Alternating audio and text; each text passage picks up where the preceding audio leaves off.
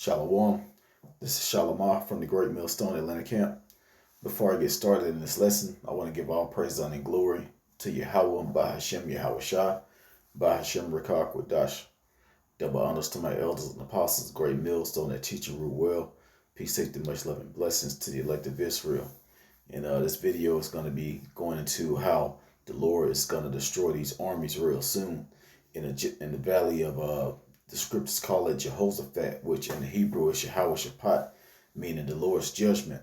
You know, this is going to be a valley of where the armies are going to meet up for war, but the Lord is going to meet them there, and He's going to destroy them,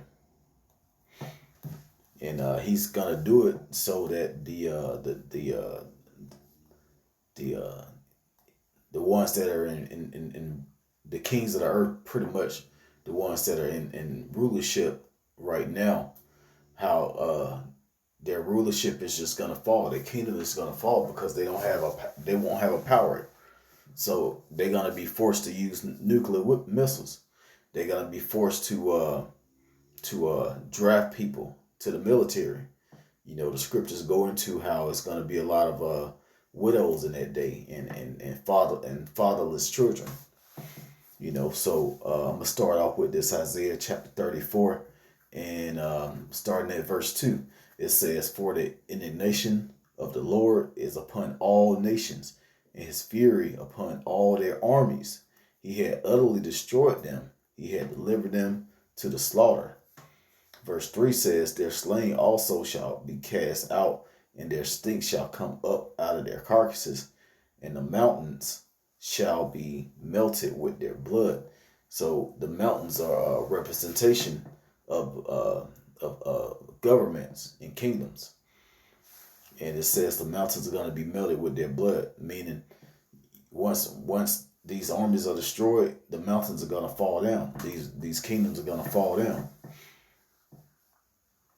You know, when Yahweh shall return, that's going to be the beginning of the kingdom of heaven being established on earth, because you have to tear down. He has to destroy what's in rulership now in order for us to rule. When I say us, I'm talking about the true Hebrew Israelites, Negroes, Latinos, Native Americans, and also the Israelite foreigners that like the other nations.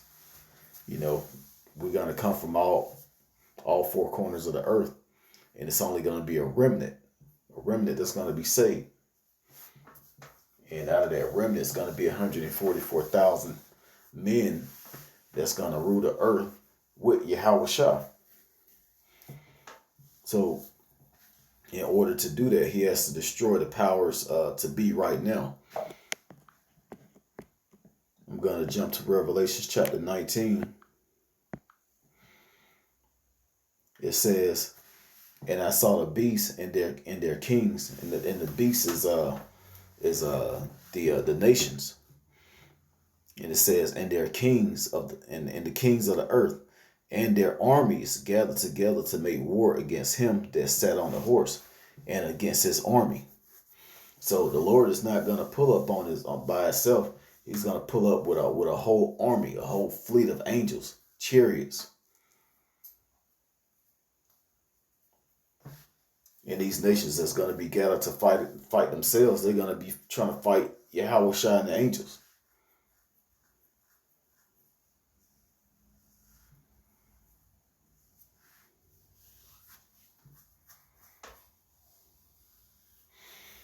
But it's not going to happen. It's not going to be a fight. The Lord is just going to burn them up, pretty much. And then you have military bases on the ground. You have military. You have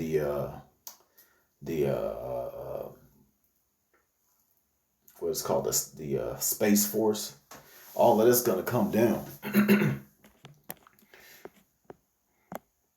going to go into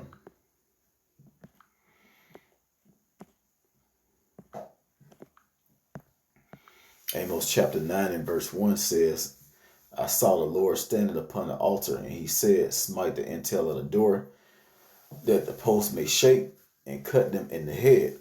all of them. And who is them? He's talking about the nations. He said all of them. And the head the head is the power, the leaders. And it says, I will slay the last of them with the sword. He that fleeth of them shall not flee away. He that escape of them shall not be delivered. Though they dig into hell, hence shall my hand take them.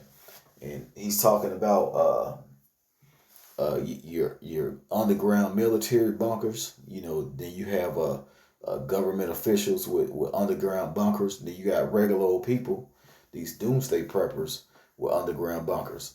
Hey, that's gonna be all destroyed. And most of this stuff is gonna be destroyed by the nuclear missiles that's gonna be shot from all these other nations on the planet.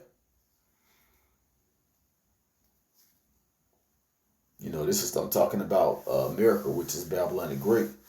This place is going to be destroyed by 200 million missiles.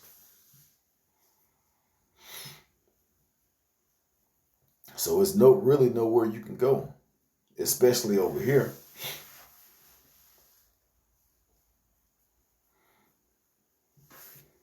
Verse 3 says, and though they hide themselves in the top of Carmel, I will search and take them out hence.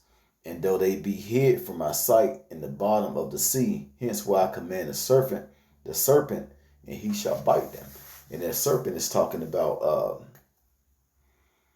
Leviathan. Basically nowhere you go, it don't matter where you go, the Lord is going to find you, and he's going to bring that judgment to you.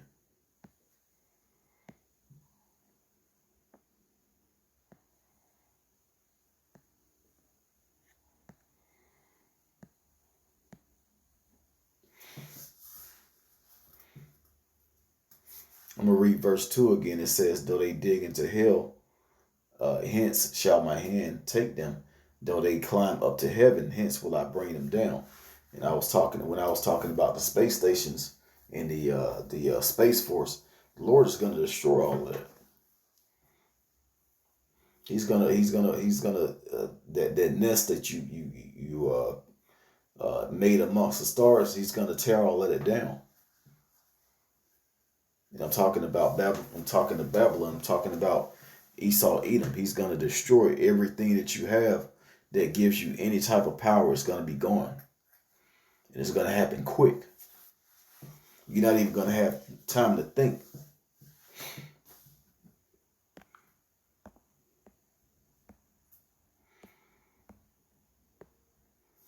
And I was looking into the strongest militaries on Earth, and Russia and China and the U.S. is right there together, but all of that's gonna be destroyed. Then you have Germany, you have Iraq or the Middle East militaries, India. All these great military forces are gonna be destroyed. Think about all of those men and women.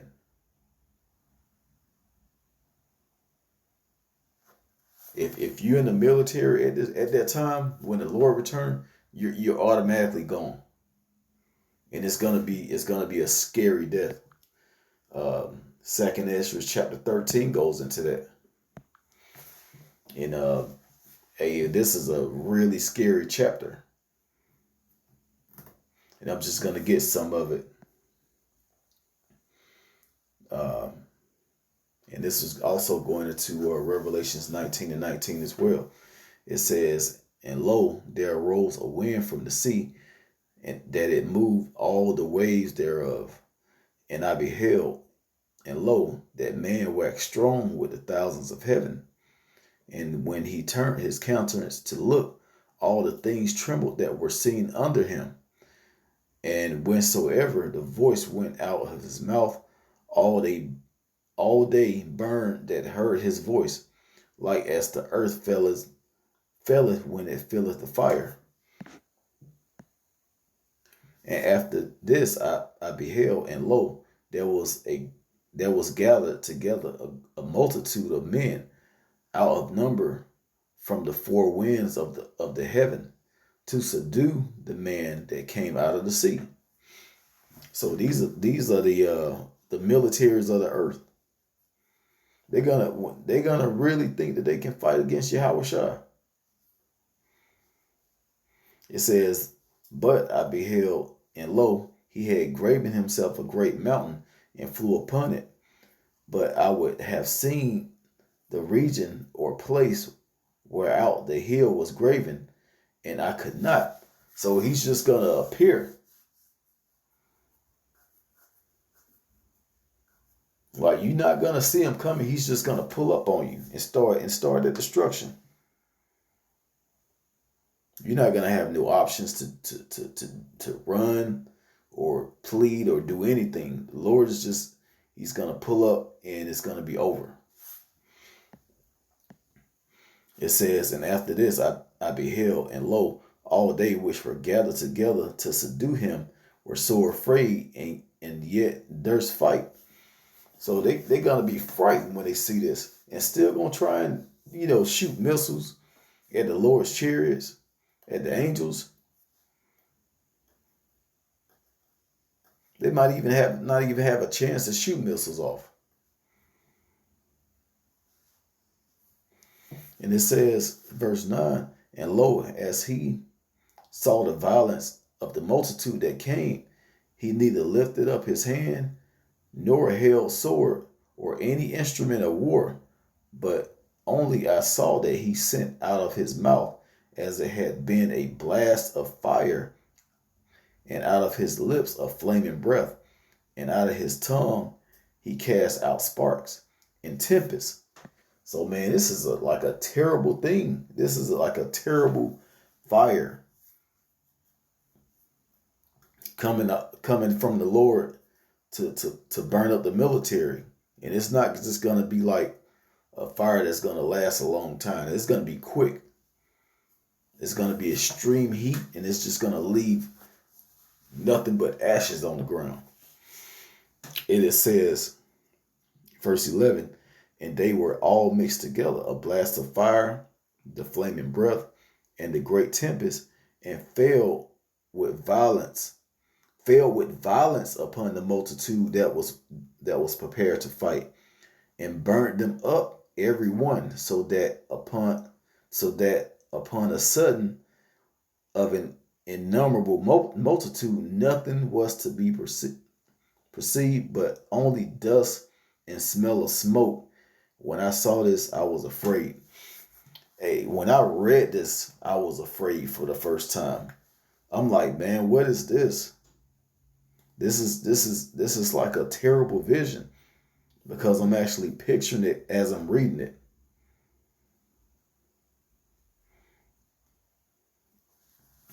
And just to give a quick testimony, a few years back when I was in high school, the military, how they come to the school to try and recruit people. I tried to join. I wanted to join the Air Force. I wanted to fly jets. I wasn't thinking about war or none of this stuff. I just wanted to fly jets. And what kept me out was my health. My health wasn't good at that time. So I couldn't join. And hey, it's a reason why the Lord does, put you through everything. It's a reason behind it. It's a reason why my health wasn't great. It kept me from joining the military, and that ultimately kept me out of this, would have kept me away from this truth. And I probably would still be in the military at that time, in this time, that's shortly to come, to be destroyed by the Lord. But hey, I'm in His truth. I'm on the right side. And I just pray that the Lord keep me with the spirit to keep enduring and to keep prophesying and staying in His truth, because there's a great reward behind this. So, hey, with that, I'm going to go ahead and end it. I pray that this was edifying. Once again, giving all praises, honor, and glory to Yahweh Bashim Yahweh Shah, Bashim Dash. Double honors to my elders and apostles, a great millstone that taught us this truth. And shalom to the elect.